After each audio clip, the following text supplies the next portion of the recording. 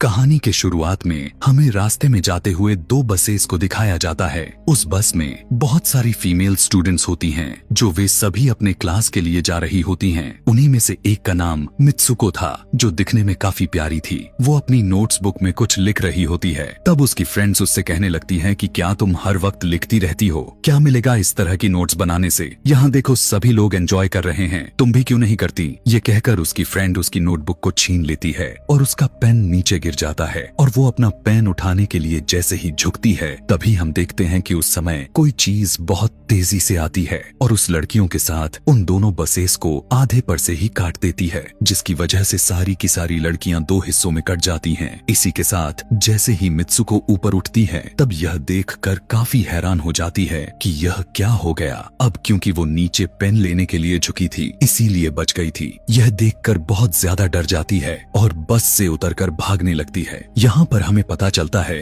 कि इन सभी को काटने वाली चीज कुछ और नहीं बल्कि हवा ही थी, जो सभी को काट रही थी। यह हवा अब मित्सुको के पीछे भी पड़ जाती है। यह देखते हुए मित्सुको चिल्लाते हुए काफी तेजी से भागने लगती है। भागते समय उसे आगे चार लड़कियां और भी दिखाई देती हैं और वो उन्हें झुकने के लिए कहती हैं, लेकिन काफी देर हो चुकी थी। वो हवा उन्हें भी आधे पर से काट कर चली जाती है। लेकिन उनमें से मित्सुको एक लड़की को बचा लिया था कि तभी इन्हें कुछ साइकिलिंग करते हुए लड़कियां नजर आती हैं, जो कहीं पर जा रही थीं। उन्हें भी ये बचाने की कोशिश करती हैं, लेकिन वो हवा उनके साथ भी वही करता है जो अभी इनके दोस्तों के साथ हुआ। और इसी दौरान वो लड़की भी मारी जाती है, जिसे अभी उस अदृश्य चीज से बचाया था। अब वो यह देखकर काफी डर जाती है और वो इधर उधर भागने लगती है। आगे हम देखते हैं कि मित्सुको जब एक नदी के पास जाती है, तो वो यह देखकर हैरान हो जाती है कि उस नदी में भी पहले से बहुत सारी डेड बॉडीज पड़े हुए थे, जिसने हवा ने यानी उस अदृश्य चीज ने काट दिया था। वहाँ से वो एक डेड बॉडी के कपड़े लेकर चेंज कर लेती है।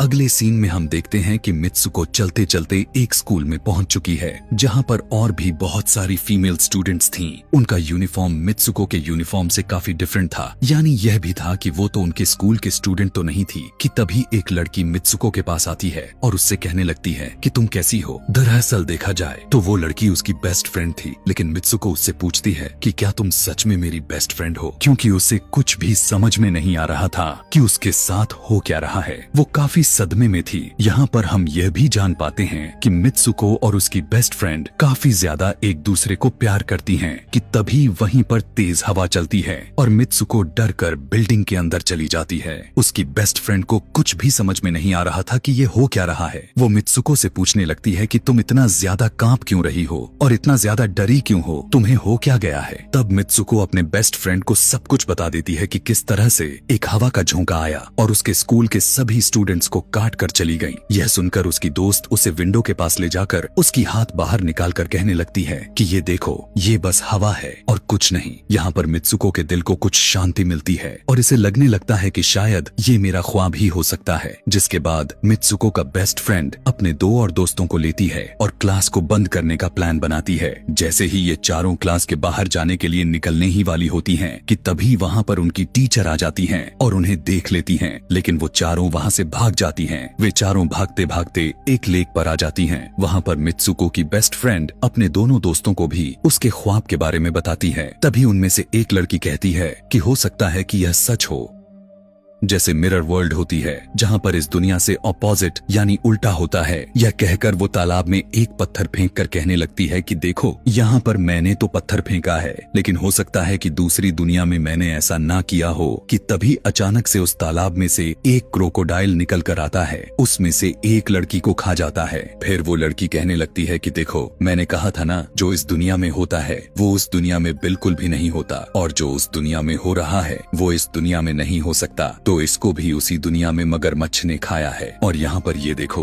ये तो बिल्कुल सेफ है। उसी लेक के पास एक बिस्तर यानी एक बेड नजर आता है। ये चारों उस बेड से तकिए को उठाकर खेलने लगती हैं कि तभी हम देखते हैं दूर से दो लड़कियां इन्हें देख रही थीं। उन दोनों लड़कियों में से एक ब्राइडल बनी हुई थी, क्योंकि ये दोनों लड़कियां आपस में एक दूसरे से शादी कर ली थीं। जिसके बाद उनमें से एक फ्रेंड बताती है कि हमें कुछ ऐसा करना होगा जो उस दुनिया में इम्पॉसिबल हो, क्योंकि हमारे किस्मत तो पहले से लिखी जा चुकी है, लेकिन हम इसे बदल भी सकते हैं। जिसके बाद ये सभी लड़कियां अपने स्कूल में वापस आती हैं और नेक्स्ट लेक्चर लेने के लिए क्लास में चली जाती हैं कि तभी मित्सुको देखती है उसके पास एक तकिया पड़ा हुआ है। अब जैसे ही वो इस तकिए को उठाने के लिए नीचे झुकती है कि तभी उसकी टीचर पूरे क्लास में गन से फायर करने लगती है और जैसे ही मित्सुको उस तकिए को उठाकर ऊपर देखती है तो उसके क्लास के सभी लड़कियां मारी जा चुकी होती हैं और यहाँ पर एक बार फिर वो बच जाती है जैसे पिछली बार अपने ड्रीम्स में बच गई थी। मित्सुको की टीचर उसके पास आकर कहती है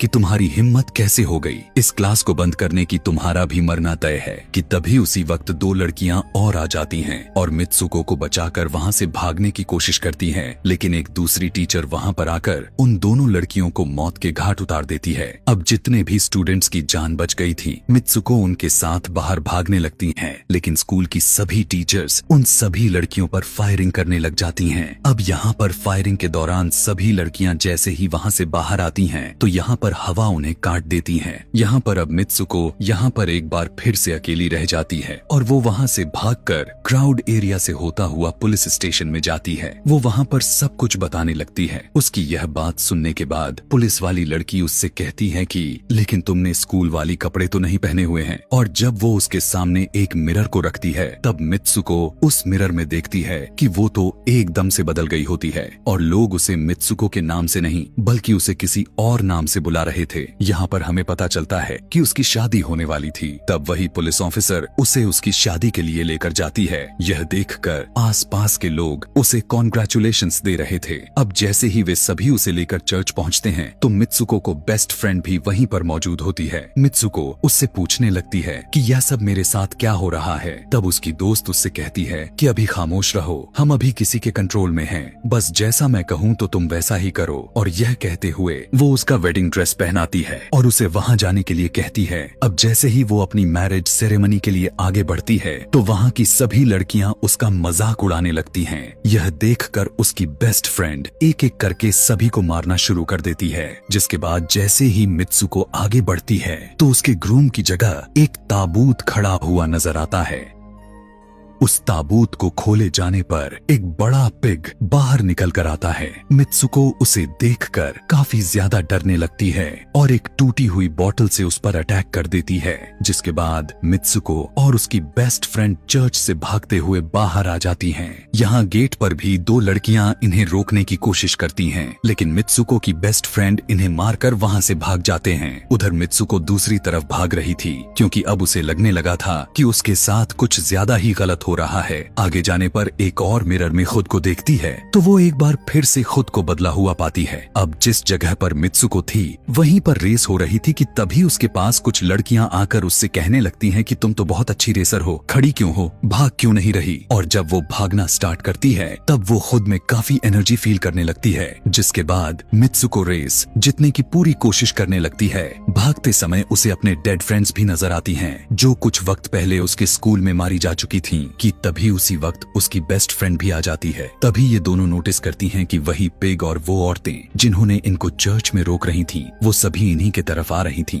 भागते समय कुछ लड़कियां मित्सुको से कहने लगती हैं कि इस दुनिया से बाहर चली जाओ। इसके बाद हम आगे देखते हैं कि मित्सुको भागते भागते एक सुनसान अंधेरी जगह पर आ जाती है। वहीं पर कुछ स्टूडेंट्स नजर आती हैं जिन्होंने यूनिफॉर्म पहना हुआ था। वो सभी लड़कियां मित्सुको से कहने लगती हैं कि हम सभी मरे हुए हैं और तुम्हें भी मार देंगे। लेकिन तभी मित्सुको की बेस्ट फ्रेंड वहाँ पर आकर उस लड़की को मारकर वहाँ से मित्सुको को भगा ले जाती है। मित्सुको की बेस्ट फ्रेंड उसे अपना नाम जोर जोर से पुकारने के लिए कहती है, जिस पर मित्सुको अपना नाम जोर जोर से लेने लगती है। इसी के साथ मित्सुको अपना असली रूप में वापस आ जाती है। उसकी बेस्ट फ्रेंड उसे अपना हाथ दिखाते हुए कहती है कि प्लीज मेरे हाथ में जो वायर लगी हुई है उसे बाहर खींच दो ताकि मैं इस दुनिया से बाहर जा सकूं। लेकिन मित्सुको को डर भी था कि कहीं यह वायर खींचने से उसकी जान न चली जाए। और क्योंकि मित्सुको अपने बेस्ट फ्रेंड को काफी ज्यादा प्यार करती थी इसलिए वो ऐसा नहीं करना चाहती थी, लेकिन ज्यादा उसे फोर्स करने पर वो उसकी वायर्स खींच देती है। वायर खींचते ही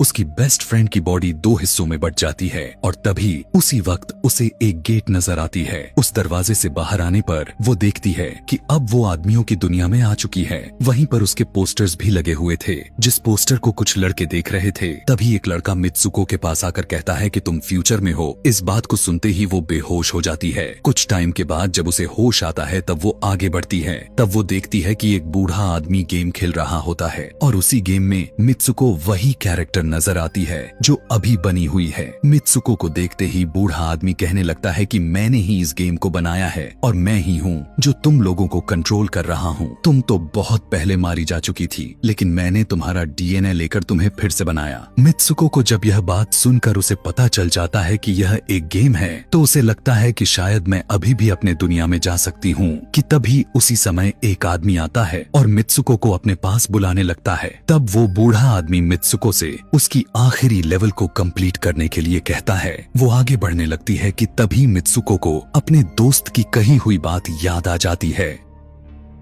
कि अगर हम इस दुनिया में कुछ ऐसा करेंगे जो दूसरी दुनिया में इम्पॉसिबल हो तो तुम इस गेम से बाहर आ जाओगी। और इसी के साथ वो इस आदमी का गला दबा देती है और कहने लगती है बस करो हमारे साथ खेलना। यह कहकर मित्सुको उस बूढ़े आदमी की छड़ी को उठाकर अपने पेट में घुसा देती है, जिस वजह से उसकी मौत हो जाती है। और यहाँ पर हम देखते हैं कि बूढ़ा आदमी यह सोच भी नहीं सकता था कि मित्सुको ऐसा कुछ कर सकती थी और इसी के साथ उसकी डेस्टिनी पूरी तरह से चेंज हो जाती है। वो इस दुनिया में यानी गेम में तो मर चुकी थी, लेकिन असली दुनिया में वो अभी भी जिंदा थी। आगे हमें ये भी दिखाया जाता है कि मित्सुको के बाकी के कैरेक्टर्स भी किसी न किसी वजह से अपने आप को मार लेते हैं और अब वे सभी गेम का पार्ट नहीं थे। अगले सीन में हमें मित्सुको को बर्फीले जगह पर लेटा हुआ दिखाया जाता है और अब वो अपने रियल वर्ल्ड में आ चुकी थी। और इसी के साथ यह दिमाग घुमा देने वाली कहानी यहीं पर खत्म हो जाती है। आगे और भी ऐसे ही एक्सप्लेनेशन मूवीज देखने के लिए